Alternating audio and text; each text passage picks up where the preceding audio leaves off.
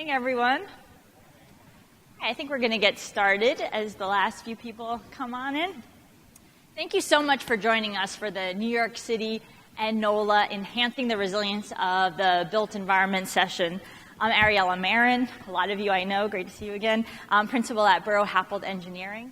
And I am joined today by two of my favorite planners in the field of waterfront planning, resiliency planning, and urban redevelopment. They both happen to be fellow students of mine at the Department of Urban Studies and Planning down at MIT, so we go back over a decade at this point, but we won't really tell you our real age, and we'll pretend we're still a decade younger. But anyway, I'm going to give them a chance to introduce themselves, and then we'll get started. Jeff? Jeff Hebert, I'm the Executive Director of the New Orleans Redevelopment Authority and have been working on Katrina recovery issues for about 10 years now. Michael? Hi, good morning. I'm Michael Morella. I'm the Director of Waterfront and Open Space Planning at the New York City Department of City Planning. I've been at the Department of City Planning for about 9.5 years now, and a good portion of my time there has been focusing on climate adaptation planning. Obviously, after Sandy, that work has ramped up considerably. Great. Thank you both. So this panel is here to discuss what it really takes to make our cities more resilient to the impacts of extreme weather and other major disruptions. So if you're looking for a really conceptual discussion and big PowerPoint presentations and lots of navel gazing, this presentation is not for you. The door's right there. Instead, we're going to actually talk about real challenges, real issues, real approaches, and the real successes that have taken place to date in these two cities, as well as opening it up to all of you at the end to find out what you've been doing in this field. I just want to take a show of hands. Are there other people here from New York City or New Orleans? Fantastic. What about Boulder, Colorado, Oklahoma, New Jersey, Hudson River Valley, Boston, or any of the 48 states that have experienced some emergency disaster over the past 3 years? All right, look at that. So we want to hear from you, especially if you're part of figuring out the solutions and are currently trying to overcome some of the challenges that we face in enhancing the resilience of our built environment. So first I want to set the stage a bit. What's been really interesting in observing the work that's been going on in both New Orleans and New York City is the different roles, the different levels of government have been playing from the local, state, and federal, as well as the growing and pretty major role that some philanthropic organizations and other NGOs have been playing.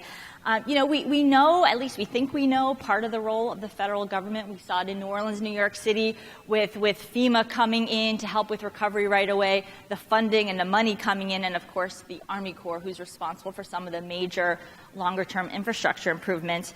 But what else, as we're setting the context for our planning frameworks, what else have we been seeing from the federal government, and what has been their role? I would love to hear what you think, Jeff. Well, I think that in our structure in the United States, the federal government plays a couple of important roles. One is, of course, funding for implementation of projects and plans, but the second is also a technical assistance role. And I think sometimes we get some of those things confused with the breakdown between the federal government and state and local governments, but that then relies on the state to create plans, to develop projects, for the federal government to approve, and in some instances, particularly after Katrina, help with technical assistance on putting some of those things together. So I think the federal government plays a really important role to help us and guide us towards the implementation and also provide the funding. But really, a lot of the planning and programming and decision-making happens at the local level that we then sort of have a back and forth with our federal partners to put these things together. So they play an important role, but they're not the only stakeholder. Local and state governments are important stakeholders in really putting those pieces together. So have you seen, Michael, given that Sandy was 7 years after Katrina and the administration on the federal level had changed, do you see major difference in the role the federal government is playing, and has that affected the planning going on the local and state levels? It certainly has. Certainly after Katrina, the federal government made a concerted effort to try to ease the path of spending federal funding after disaster. And while it's far from easy, it is, my understanding, far easier than it was after Katrina. That said, HUD has also taken a very ambitious role now in recovery and resiliency planning, particularly with the Rebuild by Design competition, which was an international design competition that brought together teams from really experts throughout the world to work on design projects throughout the New York metro region and the affected region from Sandy. And we know that HUD had partnered both for Rebuild by Design and now for this greater resilience planning effort with the Rockefeller Foundation, which really has been an example of a non-governmental entity, a philanthropy playing a huge role in resilience. What other role has a non-governmental entity been playing, and has that impacted the planning that you've all been trying to do? I'm going to start with Jeff. For us, after Katrina, it was an issue of capacity. And Rockefeller in particular and other foundations, Ford Foundation and others like them, really provided a lot of both technical assistance as well as human capital development of seeding fellows, helping with executives on loan, and things like that that could really stand up the infrastructure of governmental and non-governmental systems in New Orleans. After Katrina. It was very important because, as you all probably remember, the city was completely evacuated. The building that we're sitting in today was a building that was full of folks who were living in other parts of the city who had to come here for refuge, and then this building was emptied out, and then you had a completely vacant city. So being able to stand up civic institutions, the local government, as well as a lot of the neighborhood organizations was really important because a lot of people were gone and you needed that capacity to come back to sort of set up the framework for what the recovery was going to be. That would not have happened without philanthropy because that money can take risks and they can mobilize a lot faster than federal, state, and local resources. Anything to add, Michael, from New York City's perspective? Well, I would just say that the disaster itself was a bit different in New York insofar as devastating as Sandy was, it didn't entirely cripple the city to the same extent that New Orleans was affected by Katrina. And so our institutions were able to get back onto their feet, particularly the city government. Within about a week, most city government offices were back open. And so the philanthropic community came in as a support and really brought a lot of great ideas and projects to the table, but it was not necessarily as to the city government. So now that we have a sense of that, these are actually going automatically. Now that we have a sense of the planning context, the different roles of the different players, as well as some of the funding streams, let's get started and learn about some of the planning frameworks. Maybe you could walk us through your process for New Orleans. Yeah, so speaking to many people here who've probably covered a lot of this already, this won't surprise most of you, but looking at the context of New Orleans, I think, is really important. As a city that is coming up on its 300th anniversary in 2018, we're a city founded on the Mississippi River, on the land that we're sitting on right now, which is actually right next to the river, which in New Orleans we call high ground. This is ground that over centuries of development has built up and created the higher ground that we have here, as opposed to the going sort of behind us deeper into the city in what we call the bowl, which are areas that were swamped, that were drained, and then developed on. So over time, the city expanded beyond what we originally knew of as the city into areas that were once swampland. And you can see this graphic from 1940 to 2010 and how the city from 1940 expanded outward into suburbs on land that was formerly swampland. So that sets us up for an interesting paradigm. The other, in the slide before this, what was really interesting to see is what flooded after Katrina were the areas that were the annexations of the city. And the original parts of the city did not flood. That was due to all sorts of things, engineering decisions, 1940s, suburbanization, and all those things that make this city sort of what it is morphologically. But that being said, taking that into account led us into thinking through, okay, this is what has happened over time, and so this is the planning process that we need to put together after Katrina, which really focused on coastal restoration, storm protection, infrastructure investment, and community growth. All these things taking into account to build a safer, stronger, smarter city, which was really important for us. The other thing to remember while we sit here 90 miles north of the Gulf of Mexico is that what happens at the Gulf of Mexico has a huge impact on what happens in New Orleans. The reason why New Orleans was founded basically where we are in this building is because of exactly that. It's 90 miles upriver. It is safe from the storms that would have come out of the Gulf of Mexico for the past 300 years. With what's happened to our coastline, that's becoming less and less present. And we're having more and more impacts from storms because the coast is eroding, as most of you know, at a very fast clip. And so that makes New Orleans become more and more of a coastal city than the city it was founded for several hundred years now, being away from those issues. So what happens at the coast and the multiple lines of defense strategy that happens at the coast and gets closer and closer to the city has a really important impact on the built environment here in the city and how we deal with that. So that leads to the next stage of planning that we had after Katrina. This is very recent from just last year, the Greater New Orleans Urban Water Plan, which looked at the hydrology of the city, looked at natural systems, and what it is that we can do to both understand the hard infrastructure, the gray infrastructure part of this, as well as the blue and green infrastructure of how this city can be resilient for the next 300 years. We did this in partnership with a lot of Dutch engineers, which we've had an exchange going back and forth with for the past 6 or 7 years, to really understand how we can learn from them some of the things that they've become best practitioners on, while also understanding the pumping system that they have in the Netherlands came from us when the Dutch visited us about 100 years ago to try to understand how to do drainage. So it's this back and forth and continuing understanding from other places that I think keeps us moving forward, just like we're doing today in our colleagues in New York. The last stage of this is really putting that into practice. So the 3 pictures that you see, one is the Rosa Keller Library, which was a renovation of an old library building in a neighborhood that suffered extensive flooding, and I think many of you might have gone on the tour of Broadmoor in that neighborhood. So this is built with water retention, rain gardens, and things like that, where the building was actually moved to a different point on the site, and these interventions were put in place to try to solve some of these problems for the future, knowing that flooding does happen here and it will happen again. Some of you might have gone on the tour in the Lower Ninth Ward of the Make It Right development, which is similar, where houses are raised above the flood line, and also the sustainable features that are on those houses as another adaptation of what we're doing, which, by the way, is not all that different from the way we used to build before the U.S. Army Corps of Engineers told us that everything's safe and you can build slab on grade. So we're really going back in time to what we used to do in this city and living with our environment.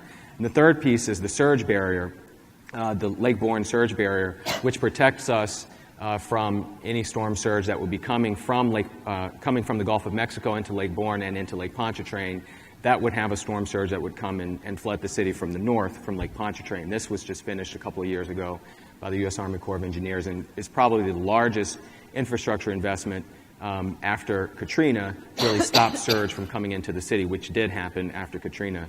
And those are sort of 3 iterations of what has happened since Katrina and adaptations of what we've had to do to really look at the resilience of the city moving forward. Sounds like there's been quite an amount of progress in the last 9 years. I love that fact that while you're learning from the Dutch had originally learned from you 100 years ago.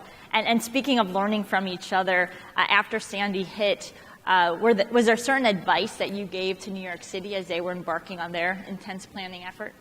The first was a large series of conversations with then Mayor Bloomberg's office on federal law reform, regulation reform with the Stafford Act, which any of you who do disaster work, you know that in and out. And a lot of those reforms were made really at the suggestion of Senator Landrieu, who's chair of that committee, to try to help New York get a little bit farther than we did after Katrina, because there's a lot of obstacles with federal regulations and recovery. And being able to understand that is very important. The second thing is understanding that any plans and projects that you're trying to put in place really have to conform to federal law, and understanding how to negotiate between the good ideas and the good projects that you have and what can be implemented. That's really important in understanding that on the ground, instead of coming out in the back end and trying to do it the way that we did, which I think put us back a bit. And the third is community engagement, really having widespread community engagement so that people can understand the projects and the proposals that you have and how they affect community is very important. We, early on in Katrina, took a big jump really early before a lot of people were back, and that set us back for a while, and we had to sort of do it over again. So those are 3 things I thought was very important. So Michael, let's hear if New York City listened. Did it? Well, I think we did. And one of the things that we learned right away from New Orleans was the importance of putting out a city-led planning effort about how we wanted to spend the federal resources that would be coming into the region. And that was titled, it was an update to Plan YC of a stronger, more resilient New York, looking to build greater resiliency of the city. And there were 4 key components to it. The first is strengthening coastal defenses, recognizing that our shoreline, our waterfronts, are the first line of defense. The second is upgrading buildings, both from the perspective of code and regulation, as well as putting resources into funding actual retrofits. Protecting infrastructure and services, that our infrastructure systems were by and large the loss of infrastructure was by and large how most New Yorkers felt or exhibited the damage from Sandy.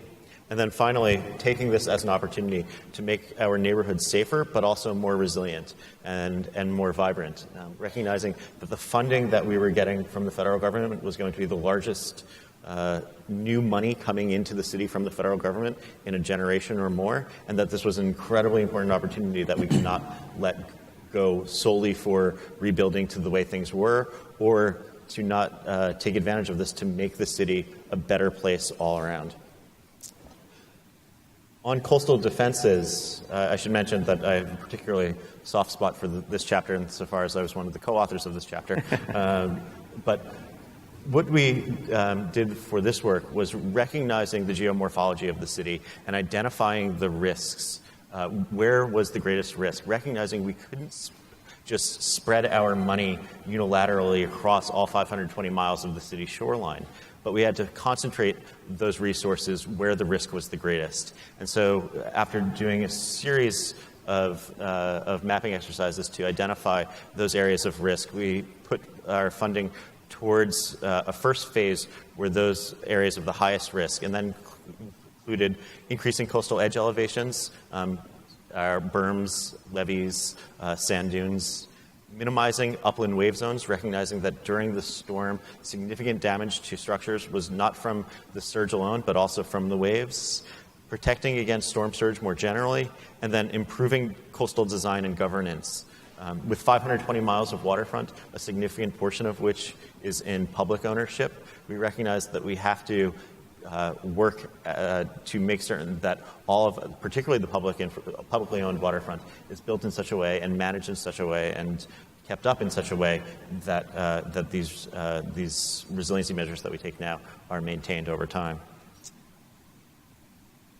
On the building scale, there were a number of steps that we took.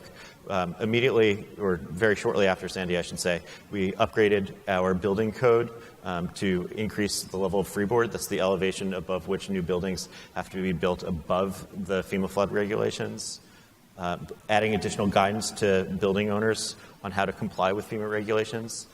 Actually, just about a week and a half ago now, the Department of City Planning released a guide for retrofitting urban buildings. Recognize that FEMA does a great job of providing guidance for single-family detached homes, but does not have a whole catalog of information for urban, dense, attached buildings or masonry buildings. And so the Department of City Planning took it upon itself, working with a great number of partners, to put together a guide for those for the built environment of New York City, which, as you can see in the image, is not a building stock that can easily be lifted in and of itself.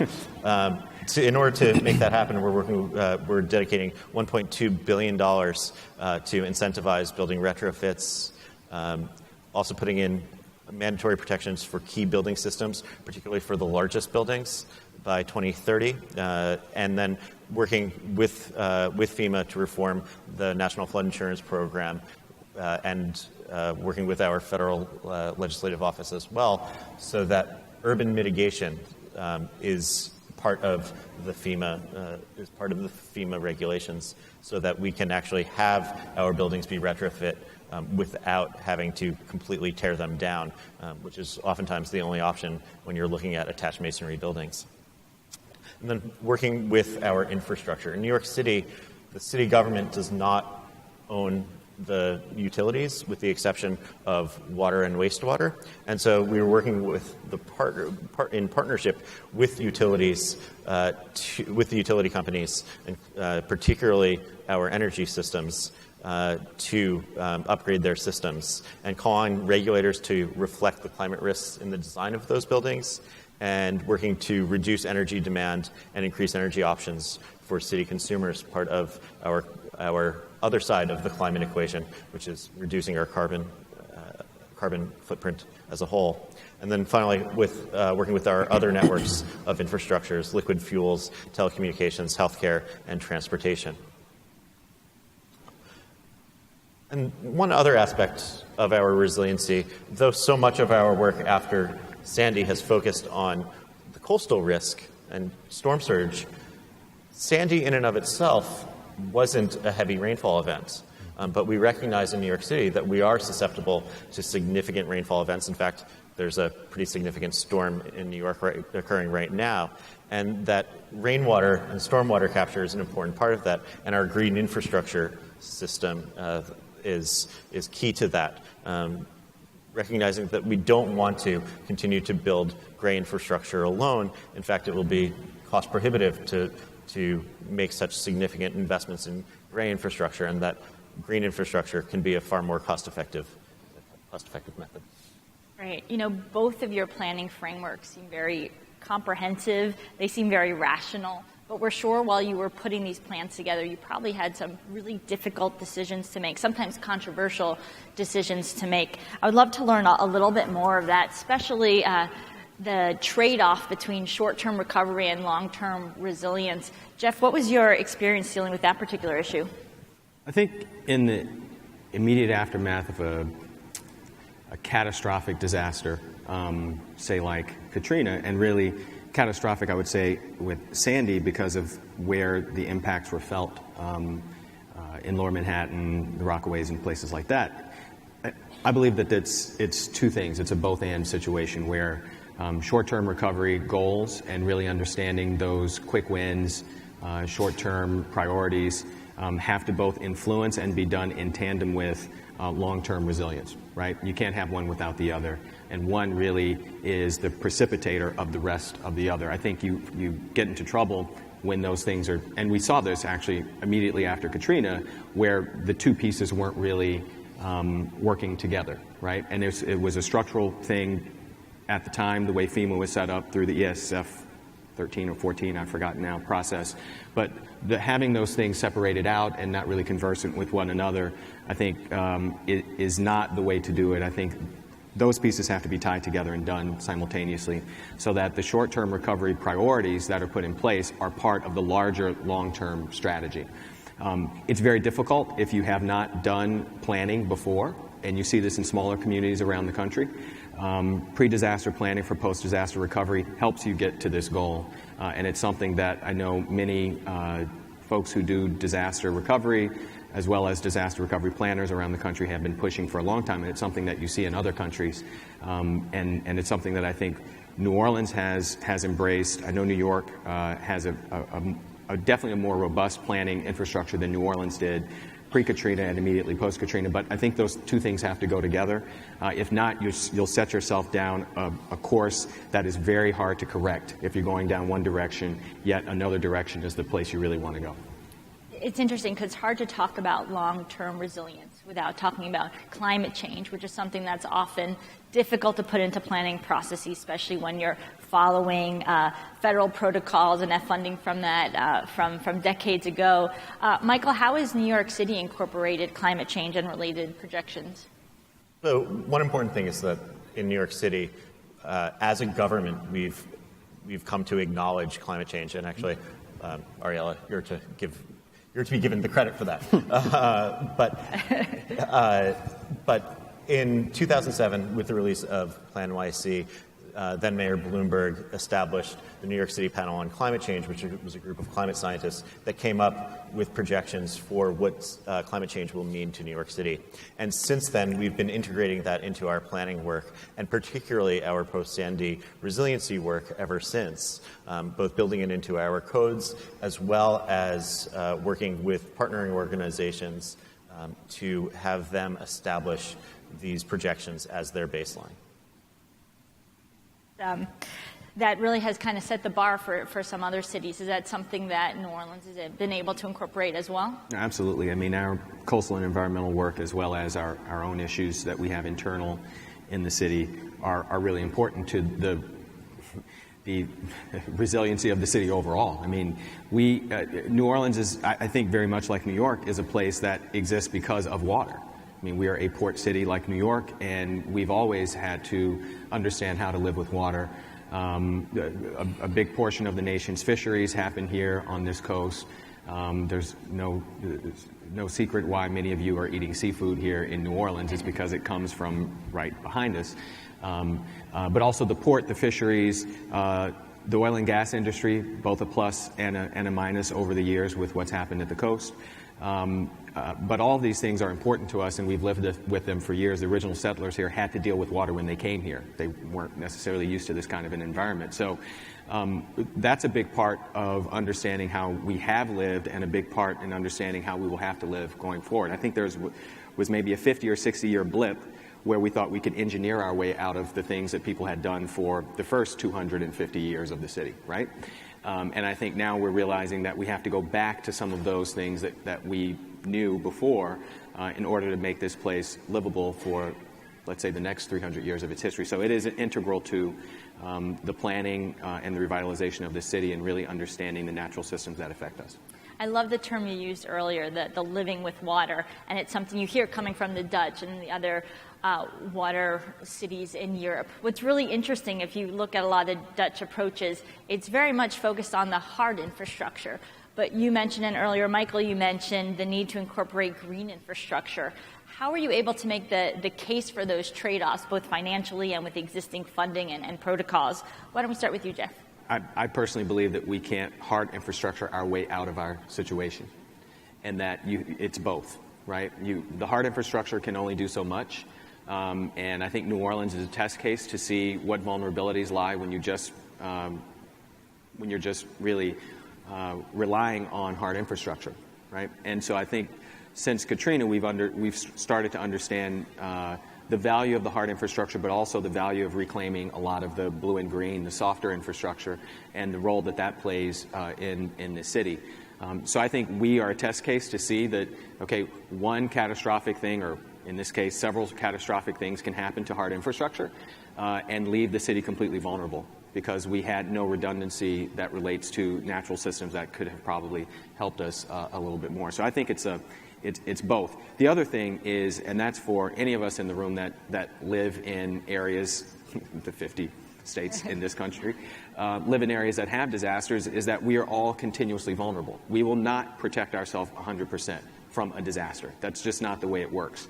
And so understanding our risks and how to live with our risks is important, because New Orleans will have flooding. Again, New Orleans floods on a regular basis. We have a lot of storms here. Learning how to manage and live with that is really important. The same way that if you've seen the newspapers recently in Miami, the floods that happen in Miami now, if you look at Venice, I mean, these are places that exist that have to live with the reality of water.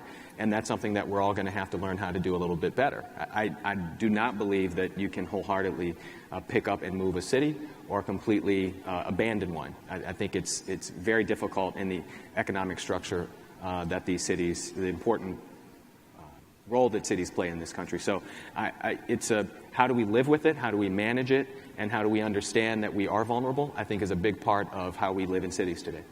Now, a lot of this planning, whether it's green infrastructure, hard infrastructure, this idea of multiple levels of protection, could get pretty technical. And as we've mentioned before, there's the importance of bringing in community stakeholders. You know, politicians may be only in it for the short term, but the community and civic infrastructure is here for the long term, and really are going to make sure a lot of these priorities move forward. So how have you, and we could start with Michael, but I'd like to hear from you as well, Jeff. You guys can go back and forth a little bit, been able to incorporate the priorities of the stakeholders, many of whom probably don't have degrees in morphology or hydrology, and then what are you doing to ensure ongoing that they're still part of the planning process? Yes. So in New York, when we wrote the Stronger, More Resilient New York report, that was with an extensive public planning process Of course, I think no planning process is ever robust enough for the public, given that when we're talking about the questions of what people want, it's an evolving conversation, particularly after a disaster. And so recognizing that with virtually every project we have, particularly every build project we have going forward now, there's an independent public outreach process and public engagement process for each of those infrastructure projects, whether it be building larger dunes along our ocean frontage, a berm along the East River in Manhattan, or an integrated flood protection system in Red Hook, Brooklyn.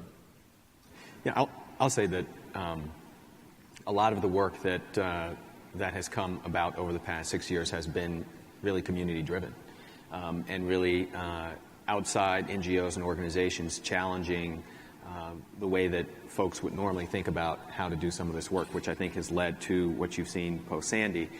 So I think that there's been engagement on the outside about how better we could plan our city and rebuild our city, knowing some of the facts that we know now.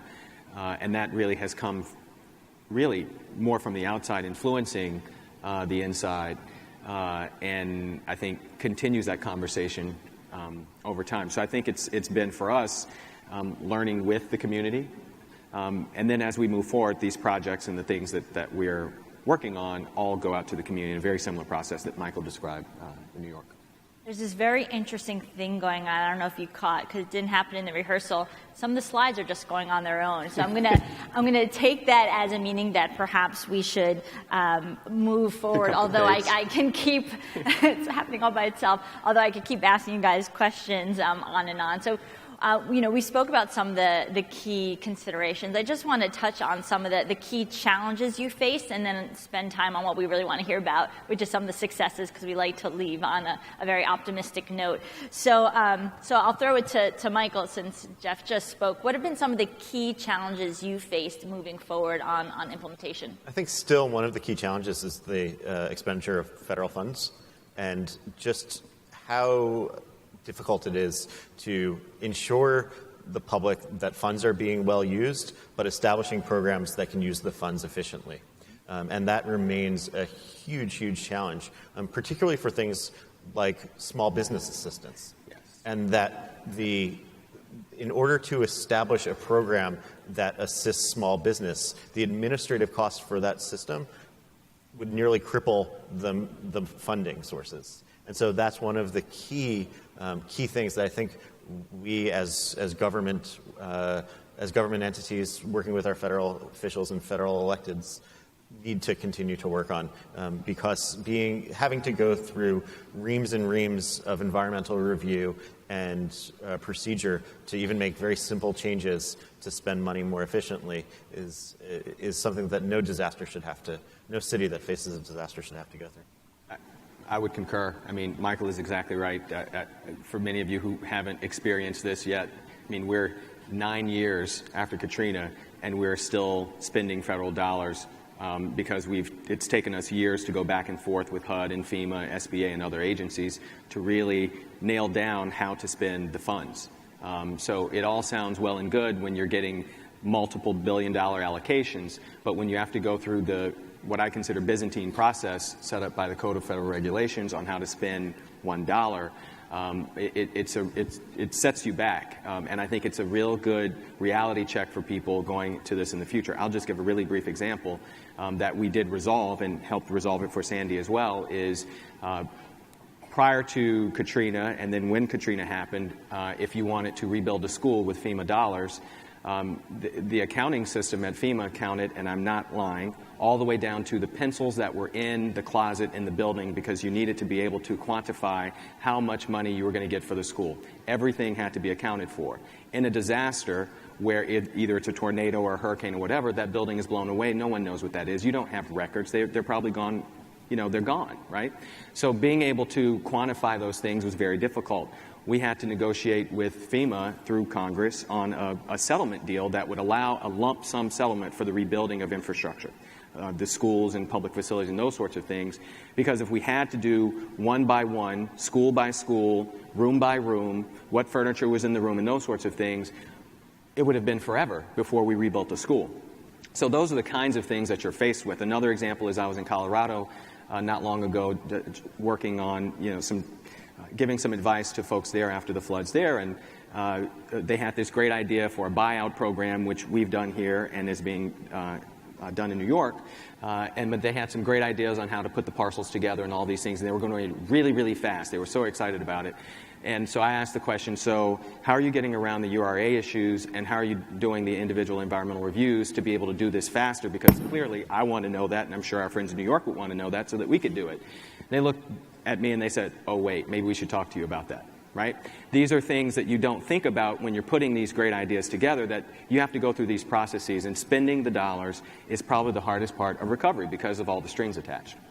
And I'm sure that all gets compounded by the politics and other competing priorities, especially given administration changes on all level of government. You have had many administration changes since on each level. There was just a new mayoral administration put into place in New York City in January after the Stronger, More Resilient New York plan came out. How have you been able to keep the implementation going when you have these changes and priorities happening in between? Well, fortunately, in New York City, the Stronger, More Resilient New York was well embraced by the general public, and I think that made it much easier for Mayor de Blasio, who started his administration just this past January, to embrace it as well. And so he has wholeheartedly supported our work and continues to really back the work that was outlined in that plan. Very similar. I mean, it was once we finally got our planning right after a couple of years, there was large scale of community engagement, and so that is what sort of pushed the planning process and pushed a lot of the implementation of this forward. So even after, through the administration of the mayor who was here during Katrina, and then Mayor Landrieu, who came in 2010, the plans were in place, and it allowed us to go ahead and in 2010 start implementing some of the stuff that had been on the books for a while. Let's start hearing about those projects on the books that have actually been built. I know everyone's been dying to figure out what this picture is that keeps popping up. So why don't you tell us what has been achieved recently that you're most proud of? So this is a picture. I mean, when we talk about green and blue infrastructure and what are the things that we can do, we think about it in two ways. One is the engineering behind it and what it is that we actually need to do to solve some of our problems. New Orleans is a very interesting case because while we have sea level rise, we also have subsidence. Subsidence occurring because we've pumped out the groundwater from the city as we continue to, over the years, drain swamps to build neighborhoods. So those issues are there, and so one of the things that we've learned over the past few years is that we needed to recharge our groundwater to sort of stabilize some of our subsidence issues. So what we started to do is a series of pilot projects and doing rain gardens this looks natural and beautiful, but it's very, this is another one as well, it's very Olmstedian because it is very well designed and engineered to do exactly what it is, which is to take the water, have it percolate, and go back down into the water table to sort of stabilize these neighborhoods. That's the first piece. The second piece is it's stormwater runoff. So these are actually on streets. The water runs off the street and into the water garden. This is not something that we invented, of course. This is something that happens in cities all over the country. I actually saw this firsthand on some site visits in Pittsburgh and actually in New York. And the Trust for Public Land helped us with some of these ideas. Adrian Benepe, who used to be the Parks Commissioner in New York, in thinking through this. So we've started to implement some of these, and now the goal is to move these things to scale.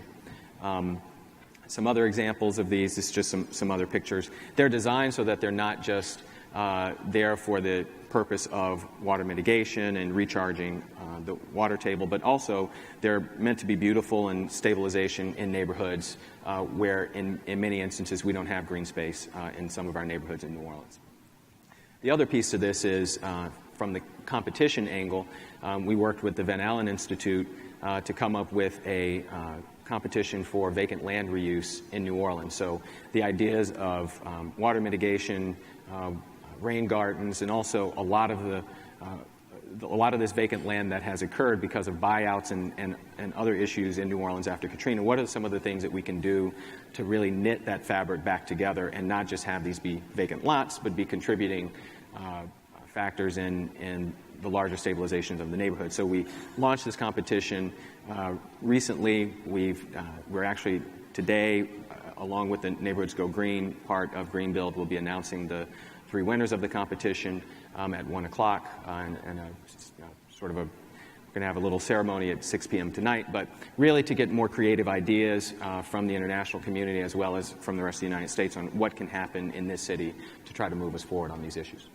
Competitions have been playing a really interesting role in the recovery and resilience effort, as they have in the design and planning community for a while, but I think there's been a few dozen competitions that have been launched since Sandy in New York City, including Rise NYC, which is the innovative technology competition that I've been working on, really trying to get resilient technologies to the ground. We've seen Rebuild by Design. There's actually a few other on the books. But let's hear some of the other successes that have happened in New York City, especially on the waterfront planning side.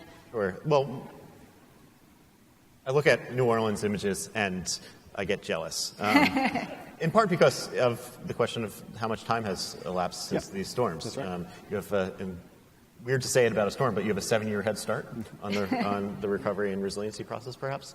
But one of the things that has been a success since the storm is working with the Army Corps of Engineers to put sand back on our beaches. And in places like the Rockaways, the sandy beaches and the dune system are the first line of defense. And so working with the Army Corps, we've pumped millions upon millions of cubic yards of sand back onto the beaches, making both an important resiliency measure, but also an important local economic development generator, which is the beach economies of places like the Rockaways, of Coney Island, and of the East Shore of Staten Island. Great. And why don't you quickly tell us about a few more, and then we can open the discussion up to the audience. One of the other key successes was working with the nonprofit and philanthropic community and the Urban Green Council in New York City, working collaboratively with them for the Building Resiliency Task Force, and a series of recommendations that went into incredible detail about the changes to building codes and zoning codes and other municipal codes that were necessary to improve the resiliency. Many of these recommendations have already been acted upon. And then finally, and this is something that started long before Sandy, is our Green Streets program, taking portions of the city's street infrastructure and turning them green, making them either mini parklets or swales for stormwater capture. But something that we continue to do. Again, recognizing that as devastating as Sandy was, it was a storm surge event, and that is not the only risk that we face. And so looking across hazards to increase our resiliency. But also, one of the great things about Green Streets is that even on the days that it's bright and sunny, they're still a community asset. Thank you both for sharing your successes. I asked you earlier, which of you in the audience work within cities or communities that have been impacted by a storm? And I'm sure many of you in the audience are involved with the planning or implementation. So we would love to open it up to you to understand, first of all, what have been some of the key challenges that you've addressed, whether they're similar or other ones that our panelists haven't brought up. So feel free to stand up. There's a few microphones. There's one there and there's one there. And we'd love to hear from you for a couple of minutes. Hey, you're there first. Go ahead. All right. Hi, how you doing? I'm J.C. Douglas from City of Norfolk, and we have some similar issues that you guys have seen. I was interested in the Plan YC approach to mapping and the exercises you went through to calculate risk. I think our City of Norfolk is going through some similar trials and tribulations right now with respect to that. And I want to be able to take something back with me to try to help, at the local level. So we looked at this from a number of different angles.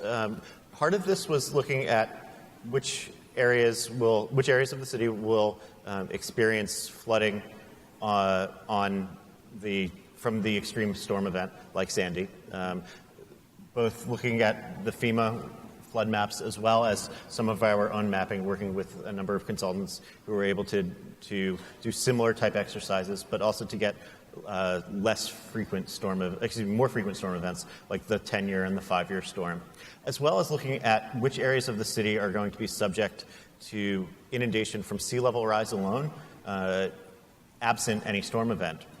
we have a few communities that are very low-lying that with sea level rise within the next probably 5 to 8 decades from now, we will be seeing monthly inundation from extreme high tide events. And then layering on top of that, looking at the questions of which communities can more quickly recover from events than others was also an important part of that. So looking at questions of socioeconomic status was part of the layering system. Can I add a second on top of that? I was wondering about kind of the low-hanging fruit in these early resiliency efforts. We had some reports done in Norfolk that are recommending $600 million flood storm surge gates across rivers and such, and I know that's going to scare the heck out of the local folks. So I'm trying to figure out, some of the early options that we can take with us. I would say that a storm surge barrier is rarely a low-hanging fruit, Yeah. and that they are incredibly expensive. Yeah. In New York City, we looked at a harbor-wide storm surge barrier and did not recommend that we pursue that option because it would be such an expensive endeavor, and it's the sort of thing that you could only build once you have the money, and you cannot handle it. You cannot build it incrementally. Whereas looking at each section of shoreline and the risks associated with each section of shoreline, you could address it over time. Whereas with the storm surge barrier, it's a binary option. It's all or nothing. And just adding to that, we had put together a report called Sandy Success Stories that showed what went right, sometimes by accident, sometimes on purpose, while Sandy hit, that actually helped enhance the resilience of at least a pocket of the region. And it was put together on behalf of a lot of sustainability civic groups to show that there are a lot of small, distributed, relatively low-cost measures that can help enhance the built environment. They may not be as effective protecting an entire neighborhood as maybe something larger that takes billions of dollars in multiple years, but there are these smaller, more tangible things that you could actually start doing that really are the low-hanging fruit to start bringing extra layers of protection. Another question. Sir, what have been some of your challenges that you've come across or tools that you have found helpful? So my name is Sammy Jew. I'm Director of Operations for Suffolk County, which is a neighbor to New York City. I wanted to first thank both New York City and New Orleans for your leadership in the conversations because we were impacted quite heavily, not as heavily as Nassau County and New York City, but we faced a lot of the similar challenges. So really, I wanted to ask a question based around the challenges you mentioned interfacing with the federal funds. When you're in the middle of your own section of the disaster, you tend to have your blinders on and you're focused on your own applications and your own problems. So I want to ask, what do you think the best way for us, for the communities that have been impacted by disasters collectively, could have that conversation? Because we're dealing with the same duplication of benefit issues, the barriers of CDBG funding, which sounds great at the press conference, and then when you're buried in paperwork, well, this doesn't qualify, and you have homeowners crying, that you're in front of their house, you said you were going to help them. So what's the best way for us all as impacted communities to collectively have a conversation with the federal government, to make that funding more practical, to get it to the people? I would say that there's been a big push nationally since Katrina. A group of planning experts as well as disaster recovery practitioners, folks in the field who have sort of formed coalitions around addressing Stafford Act reform, and that's been going on since Katrina. It has not necessarily occurred. We've done piecemeal approaches since Katrina to get us to Sandy, and then piecemeal approaches after Sandy through congressional act to change some things. But overall, I think this country needs, let me back up. The Stafford Act is really good for your, one-time tornado, small event, smaller rural areas, those kinds of things. It is decently appropriate for those types of disasters. But catastrophic disasters, huge magnitudes of money involved in those sorts of things, it's just not built for that. So we can maybe talk after, but there's a big group of people who've been working for years on the reform of the Stafford Act, partially led by Senator Landrieu of Louisiana, because she's been there since Katrina, really pushing some of these reforms. But that's our biggest hang-up, the same as you, it's because of the Stafford Act, and it's the way that it's formulated to deal with disasters, and many of us just do not believe that it's good for catastrophic disasters. One question at the mic. Hi, my name is Patricia Lee. I work at Code Green Solutions. We work mainly in the private real estate market, helping to implement strategies related to sustainability and resiliency. One of the great things in New York City that we've been able to highly encourage is the New York City Green Grant Infrastructure Program, which essentially covers 100% of stormwater projects that are being implemented through a grant application process. One of the challenges that we have faced is particularly with the bioswales, trying to encourage the implementation of that in terms of the approval process, having to work potentially with the DOT, the DEV, the Department of Water, as well as the DOB. Do you have any suggestions in terms of how we could navigate that approval process from the private side to really start trying to encourage the implementation of that without holding back sort of the project schedule? I think green infrastructure is in some ways still in its infancy in New York City, and so there are these inherent struggles trying to convince an agency that has decades of experience doing things one way to begin to look at something different. What's really encouraging right now in New York City is that there's an alignment of the commissioners and the dedication of the commissioners, so the highest levels of these agencies, to things like green infrastructure. And so I think that's starting to trickle down. I think that if you're having a problem, though, the Department of Environmental Protection and the green infrastructure team at the Department of Environmental Protection in particular, they're tasked with this. And so certainly working with them to try to push the other agencies as necessary is probably the best place to start. But we could also talk offline if you need some names and email addresses. Thank you. So we'll be coming back for opening it up to questions in a moment, but I want to give my panelists the opportunity for some quick final thoughts based on what we've heard both on the panel and from the audience. Jeff, why don't you start us off? I'll be very brief. I think that what we've learned after Katrina and then working with our colleagues around the country and other disasters, in particular in New York, is the words I'll leave you with is learn how to be creative in recovery. And don't be afraid to push for the implementation of what you think is creative. A lot of the things that we've talked about today, building code reform, all the way to bioswales and those things, were prior to disaster, really prior to Katrina in this country, seen somewhat on the fringes, with some exceptions in some very liberal places around the country. They've much more come into the mainstream around the country.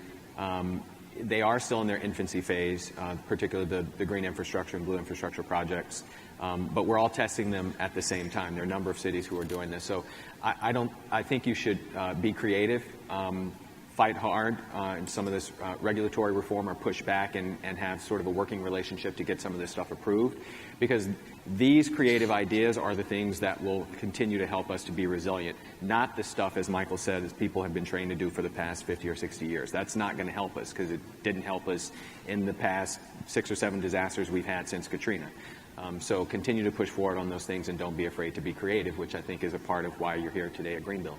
That's great advice. Michael? My final thought would be to go to resiliency and beyond. I've grown a little tired of the word resiliency now. It has come to mean anything and everything. But at its core foundation, it's a wonderful concept, do not get me wrong, of being able to withstand and quickly recover from significant events. But that's only part of it in my mind. And that our mission, and I think everyone who's in this room probably agrees, that our mission as professionals is to make the places where we work better. And resiliency right now in New Orleans and New York City is a tool to get us to somewhere better. And we have to keep that at our heart as we work on the whole plethora of issues that we're struggling with. Now you understand why I was so excited to have these two on my panel. Those are great final thoughts. We actually have time for additional questions. I see folks are lined up. We lost that person, but we have someone over here in the blue. Thanks for your comments. I'm Helen Kessler from Chicago, H.J. Kessler Associates, and I'm hearing an echo. Does everybody else hear that? You're good. It's okay. All right. So one of the things which to me seems like an elephant in the room, and I'm not sure how to deal with this, is that when we're talking about climate change and we're seeing the kinds of models for sea level rise, I don't hear you guys talking about what really could happen. You know, it's all of it's really great, and you're talking about, you know, surges and things like that. But if the sea level rises 6 feet or 10 feet, what do we do? And how do we think about spending the money that you guys have now to make sure that we're prepared for that event? I'll say first that, you know, I think there are a lot of people who have been working on those models and looking at them for some time. And you know, if those of you in the room have seen them, it's fairly catastrophic for much of this country. Much of the East Coast, the Atlantic Coast, the Gulf Coast, and the West Coast. So it is true. You bring up a good point. I don't think there's enough money dedicated to any of this in this country to solve much of any of those issues. I mean, what we've been doing here for the past 9 years and what New York is doing, and you know, I think I can speak with a little bit of intelligence about this, is I wouldn't even call it a drop in the bucket. I mean, it's a drop in an ocean of what this country really needs. And I think those of us who are in this field, particularly those of us who are at this conference, need to really speak a lot louder to our elected representatives who set the budget priorities for this country on what it really takes to solve some of these issues. We're working with what we've got, and the money that we've gotten is not at all in any way enough to deal with those modeling scenarios that we've seen over the past couple of years. And before Michael jumps in, if you layer on that rising temperatures and the impacts that has on infrastructure and vulnerable communities, more intense windstorms, intense precipitation, it's actually not just about the flooding and storm surge. It's a whole level, a whole set of issues that need to be addressed. I would say, excuse me, in New York City, during the Stronger, More Resilient New York report, we were using a planning horizon of 2050, which is very short in many ways, but it's where we had the greatest confidence in our ability to actually influence planning. And with our sights, though, on the longer-term projections as well. So looking at 2100, where we could see upwards of 5 to 6 feet of sea level rise at the high end of those projections, though. And what's important to recognize, though, is that with those longer-term projections come increased levels of uncertainty. Right. And so what we were saying is that we can forecast and plan with a greater degree of comfort and certainty, but keeping that longer horizon in mind as well, so that the choices that we are making today are not going to preclude the options entirely in the future. This microphone. Hi, my name's Eric Neer. I'm a structural engineer out of San Francisco. We're really encouraged to see the discussion that's going on in resiliency. You know, it's the word that, as a structural engineer, it doesn't wear out for me, so I know a lot of people are sick about hearing it, but we're happy to stay on our soapboxes for a while. A lot of the discussion that's occurred has been about top-down resiliency, government-led regulatory resiliency, and the work that the Rockefeller has done with the 100 Resilient Cities is incredible and sort of coalescing around that type of preparedness and movement.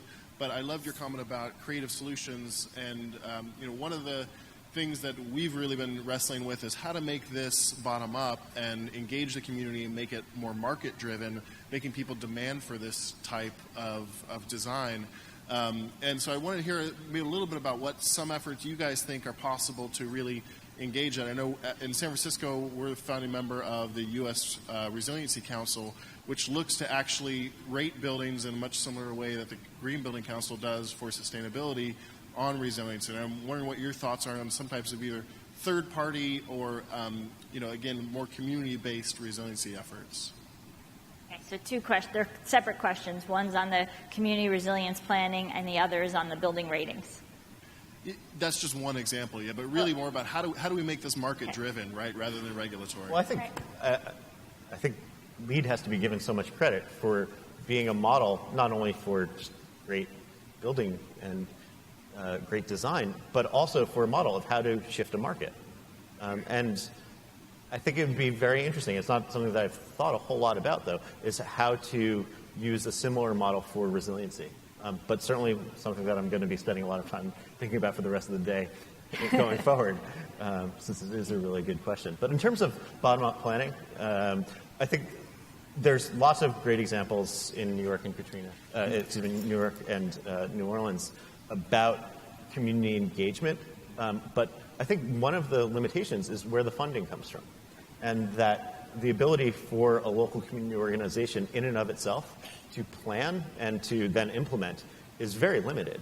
And so I think the partnership between local communities and city, state, or federal is incredibly important and likely the more productive way of getting a project built. And I think we're seeing that with the Rebuild by Design competition, and the winners of that competition had really deep local engagement and local partnerships. I'll say really quickly on that, networks are very important because it's very difficult from the bottom up, and having been on that side as well, it's very difficult to have any influence as one person in the midst of 3,000 other people who have maybe competing, maybe the same agendas or projects that they want to do. What's worked here after Katrina is networks. One of them, the Neighborhood Partnership Network, that brings together organizations from around the city into one group, and then they can advocate on behalf of what the group thinks are good ideas. They've talked about resiliency and housing and other things, but I think those sorts of networks have been really impactful because there's a group of people with a single voice that can then influence up the chain.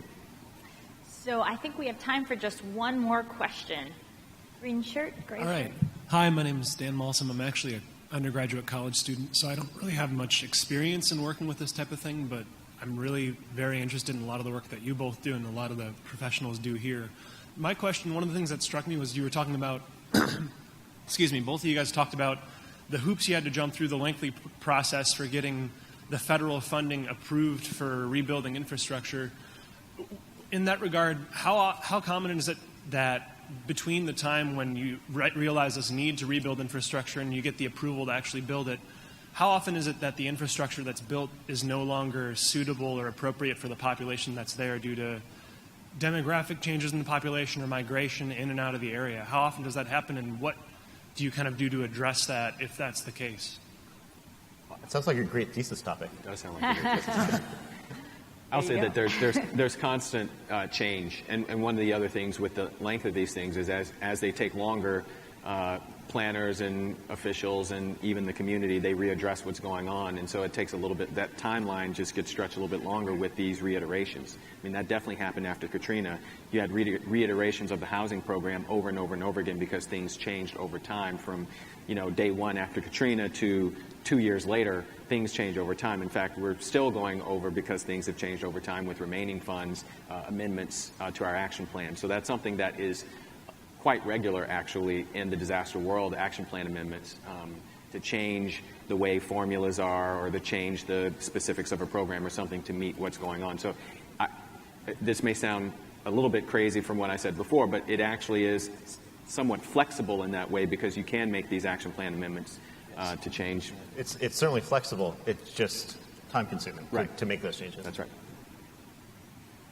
Well, I want to thank you all so much for your comments, your participation, and joining us for this conversation. I once again want to thank our panelists, Jeff and Michael, and thank you very much. Have a great day.